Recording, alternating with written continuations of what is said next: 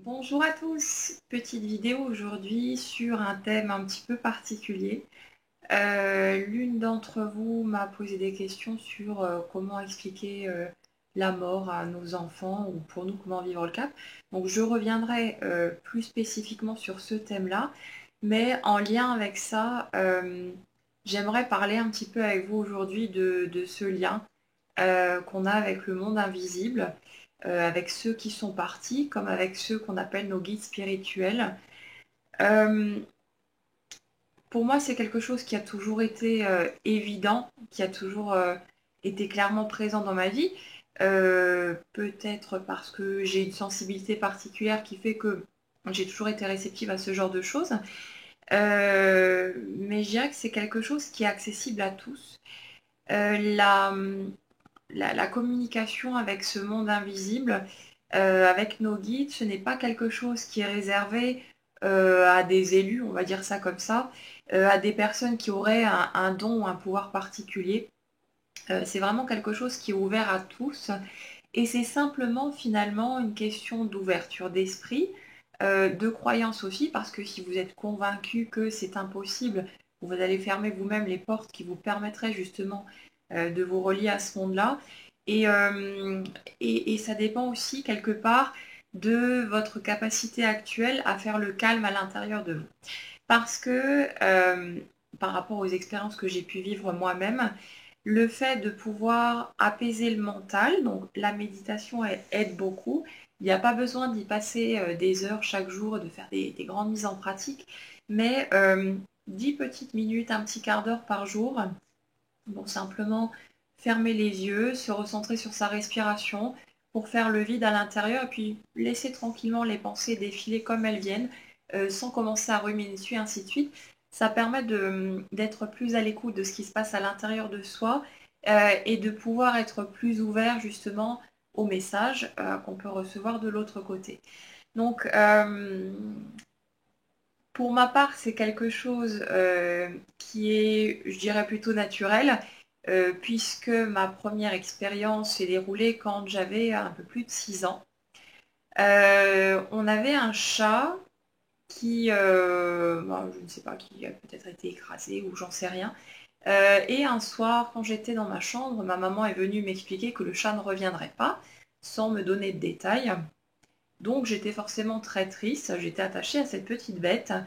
Et quand je me suis retrouvée seule dans ma chambre après ça, je me souviens très clairement qu'à un moment donné, j'ai entendu la voix de mon grand-père qui était mort quelques mois auparavant, qui m'a dit quelque chose comme ne sois pas triste, le chat va bien, il est avec moi. Alors, vous imaginez bien que en tant que petite fille, c'était un grand soulagement. Et puis ça a fait du bien aussi d'entendre la voix de mon grand-père.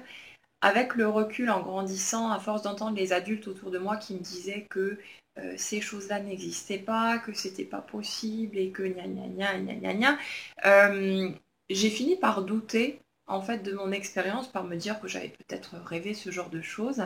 Mais ça m'a très vite rattrapée à la période de l'adolescence et puis en tant que jeune adulte, à travers tout un tas d'expériences qui sont venues valider en fait tout ça. Et aujourd'hui, ça m'apparaît clairement que voilà, les choses se sont bien passées comme ça et que ça a été le début finalement d'un joli chemin parce que quand on a cette conscience-là, cette acceptation finalement de ce lien qui existe entre nous et ce monde invisible, c'est comme si vous étiez constamment accompagné. C'est comme s'il y avait toujours quelqu'un auprès de vous, quelqu'un pour vous guider, pour vous écouter, pour vous entendre aussi. On ne se sent jamais seul, aussi difficile que puissent être les épreuves qu'on va traverser. Il y a toujours cette présence rassurante qu'on ressent, pas comme quelque chose d'envahissant, comme quelque chose qui fait peur, mais vraiment comme quelque chose qui apaise, qui soulage. Et il m'est arrivé un certain nombre de fois de demander de l'aide de ce côté-là parce que je vivais des choses difficiles, que j'étais en pleurs, que c'était voilà, des périodes très lourdes. Et combien de fois, dès le moment où j'ai demandé ce coup de main, j'ai ressenti comme un immense soulagement à l'intérieur de moi, quelque chose qui s'ouvrait et qui se transformait en joie de façon quasi instantanée, alors que j'étais dans une très grande souffrance.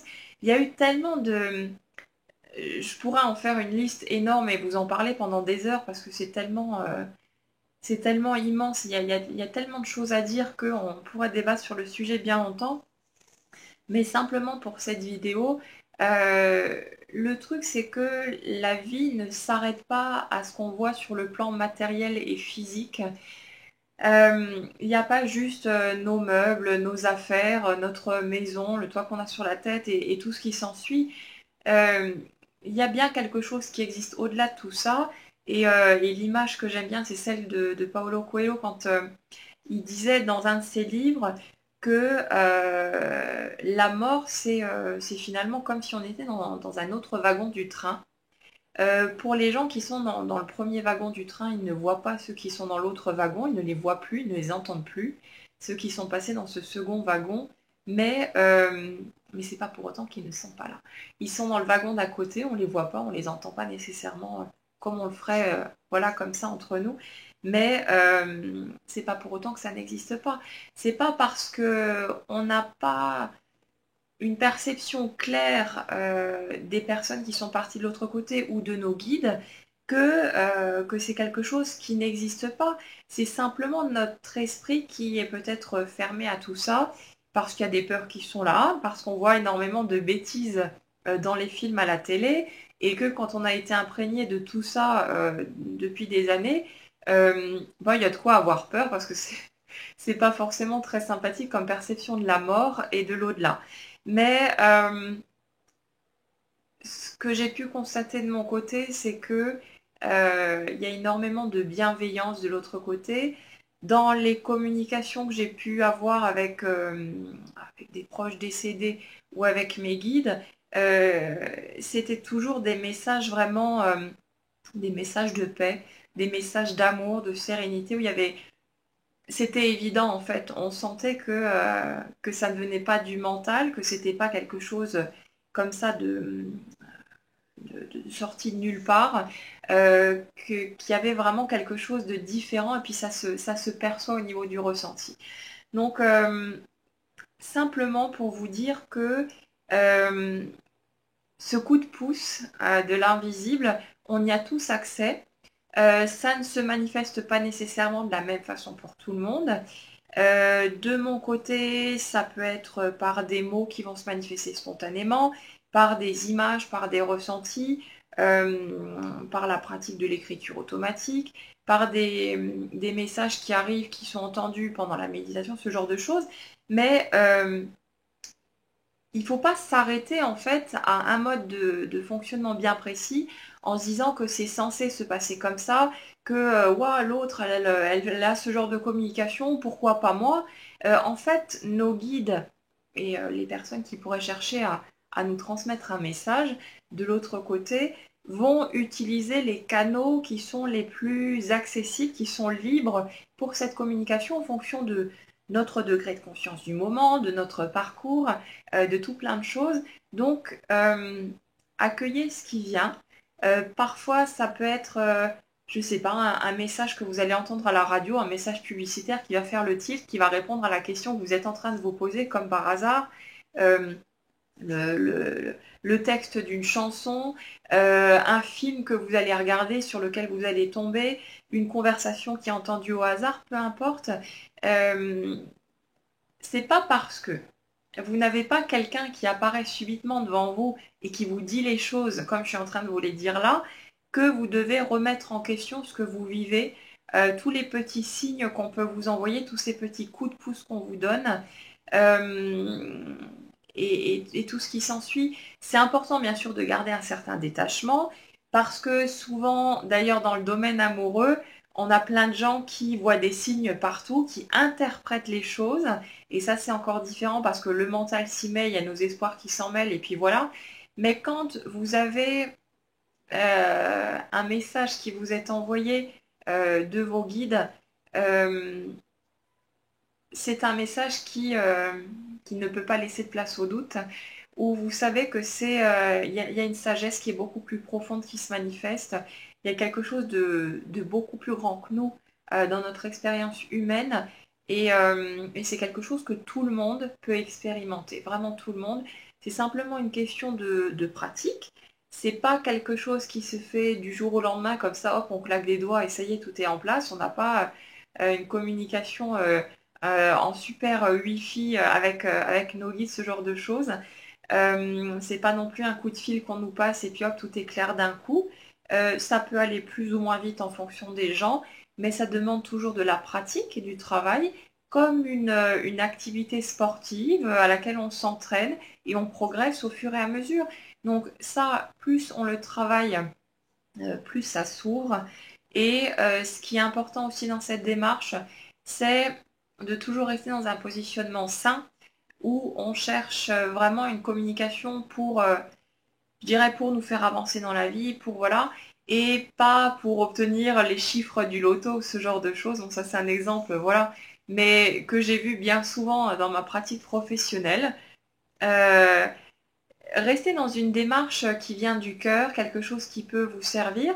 Ne vous sentez pas gêné non plus en vous disant que, je ne sais pas, vous êtes censé savoir ces choses-là. Vous n'arrivez pas à vous dépatouiller tout seul et puis voilà. Nos guides sont là pour ça. Ils sont là pour nous guider, pour nous faire avancer, pour nous accompagner. Donc n'hésitez pas à solliciter leur aide, mais simplement ne soyez pas dans l'attente par rapport à la façon dont le message est censé arriver. Il arrivera sous une forme ou sous une autre, en fonction de ce que vous serez en mesure d'entendre ou de recevoir. Et à mesure que vous allez pratiquer, les choses vont se faire différemment. Et simplement, ne cherchez pas à faire rentrer cette communication-là dans un cadre bien précis, mais soyez ouvert. Soyez à l'écoute, soyez réceptif à ce qui vient, tout simplement, et acceptez que la façon dont les choses vont se faire sera la façon la plus parfaite dont ça puisse faire à ce moment-là, ce qui ne veut pas dire que ça ne va pas évoluer par la suite, mais simplement c'est important de laisser faire et, euh, et de ne pas chercher à obtenir un résultat bien précis à tout prix. Donc voilà, c'était juste pour vous dire ça, pour vous rappeler que si vous vivez des moments difficiles, que voilà, il y a des choses compliquées qui se passent dans votre vie, que vous avez beaucoup de chagrin, qu'il y a des choses comme ça, que la vie ne s'arrête pas à ce qu'on voit avec nos yeux, mais il y a quelque chose de bien plus grand au-delà de tout ça. Et quoi qu'il arrive, on est toujours, toujours, toujours accompagné, on est toujours épaulé. Et si vous osez simplement franchir le pas que de demander de l'aide, vous pouvez être certain que d'une façon ou d'une autre, vous la recevrez de toute façon. Donc voilà, on n'est pas tout seul à faire ce chemin. Il y a toujours ces présences qui sont là près de nous. Peu importe que vous sachiez qui c'est, peu importe que vous connaissiez leur nom ou pas, ça n'a aucune importance. Sachez qu'ils sont là pour vous de toute façon, ils sont là pour nous tous. Euh, et on peut à tout moment demander leur aide et puis continuer à y travailler si on a envie d'ouvrir cette communication et de pousser les choses plus loin. Voilà. Je vous souhaite une excellente journée à tous et puis je vous dis à bientôt pour une prochaine vidéo.